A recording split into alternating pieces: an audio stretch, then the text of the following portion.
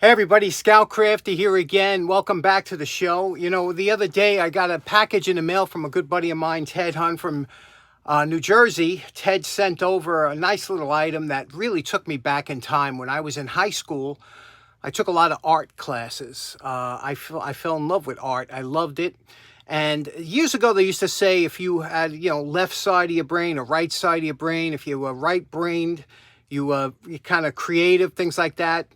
I don't know if that's true or not, but what happened, it is true that some people have a need to create and make things, and I knew I definitely fell into that category. I have to make things. I want to I just love the artistic stuff, and I fell right into it, head over heels. So when Ted sent me this item that you're going to see in a minute, I had to pull out some of my old stuff, and I got a couple new things, and I wanted to introduce you to something that you might enjoy, something that you might want to give a try to, but it's a lot of fun.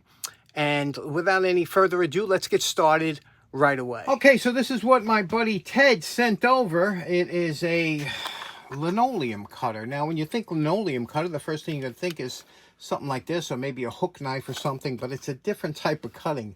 It really should be a linoleum carver.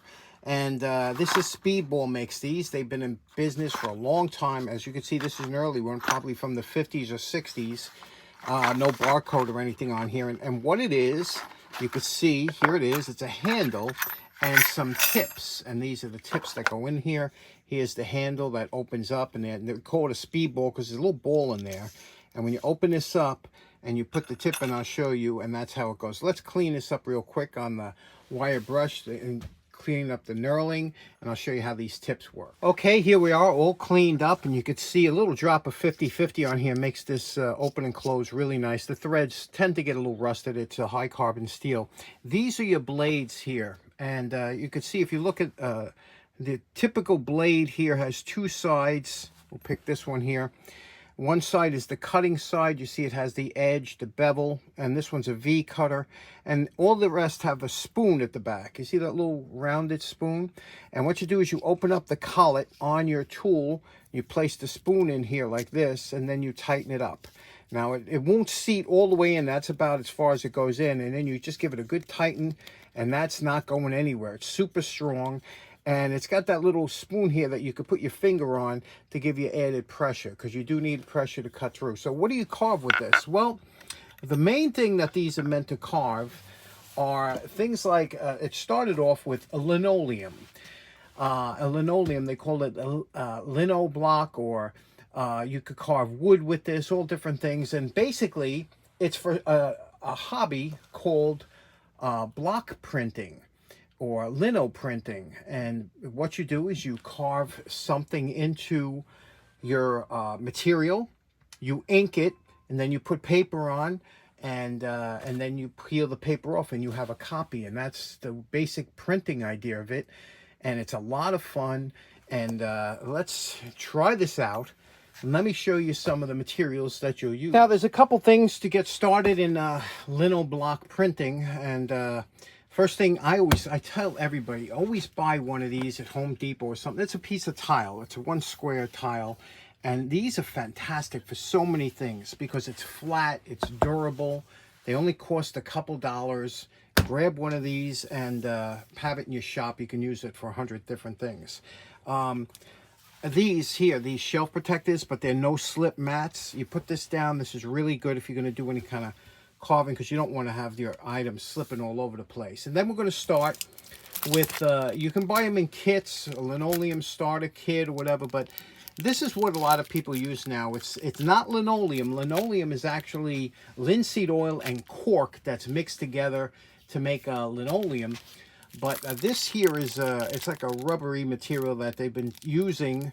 It cuts very easy. It's very simple to use. And this is basically what you'll see. It's flexible, and this is what a lot of people start carving with. So let's open that up and see what you can do. Okay, now here is your piece of rubber or carving block.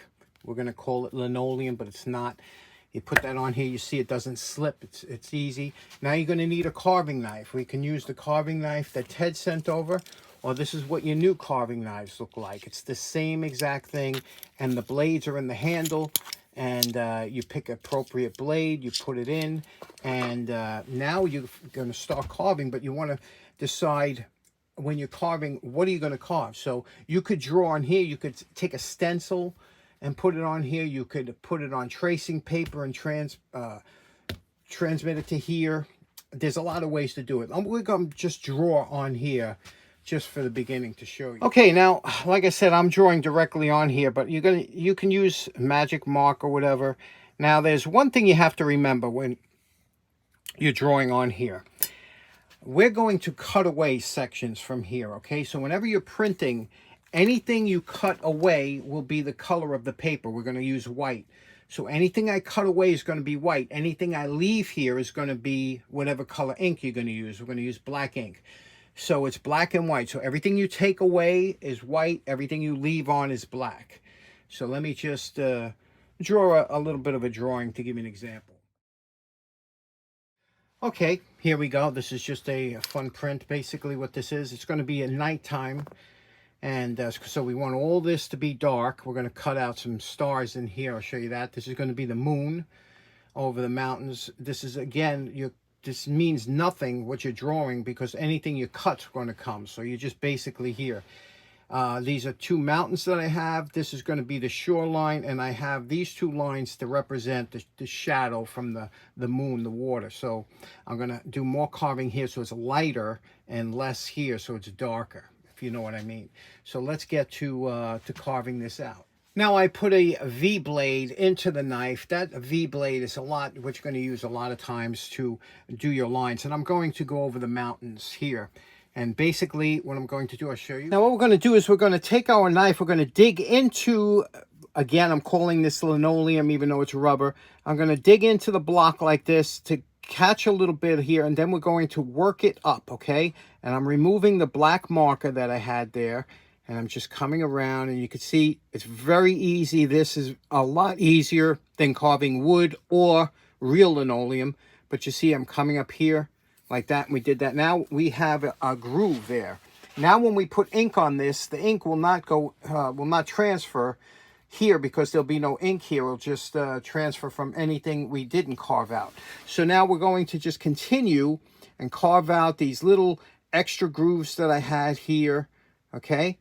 And keep doing that until everything is gone.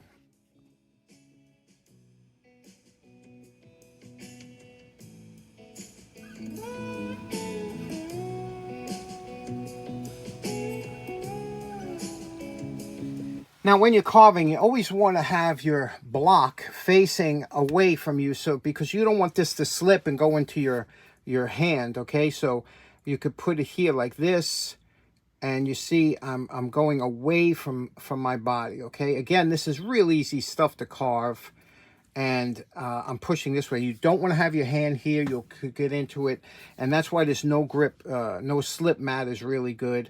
The other thing is that this is a good thing to do when you're sitting down or you know, right now I'm down the shop standing up. It's really not the most ideal. This is why it's great when you have bad weather, you know, like if we're going to have a hot spell or a cold spell and you need something to do inside. This is a fun project to do. You can see now what we're doing, and you can see the carving. Now with the circle here, you got to be real careful. And because, you know, every mistake you make, you don't notice it too much with the mountains, but a round circle like this, if you make a mistake or you go too deep in one area and not enough in the other, it'll show up on your print. So try and take a little bit of extra time when you're doing that.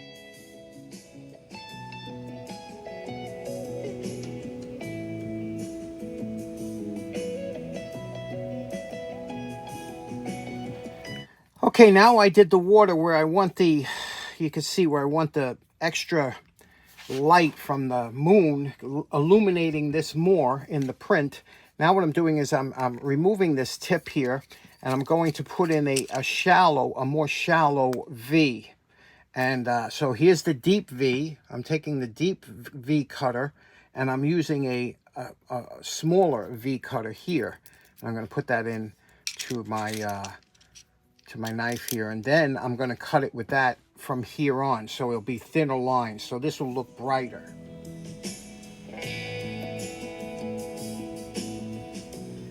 Next, because I told you it's going to be a night scene, we're going to put some stars in. And for the stars, you take a drill bit like this here, and you just go here, and you just give a twist like this, okay? We took out a little dot of different size drill bits. We'll give you different stars. Do them in different areas.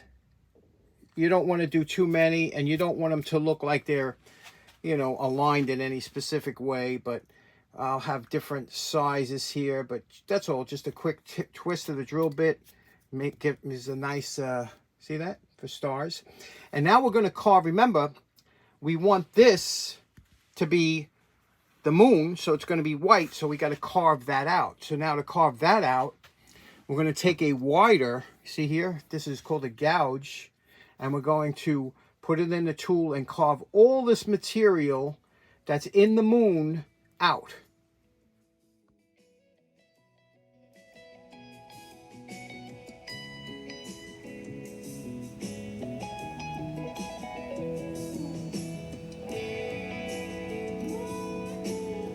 Now comes the fun part. We finished carving our basic carving that we want to do here, and we're going to ink it. Now you can use any color ink you want, but I'm using black here.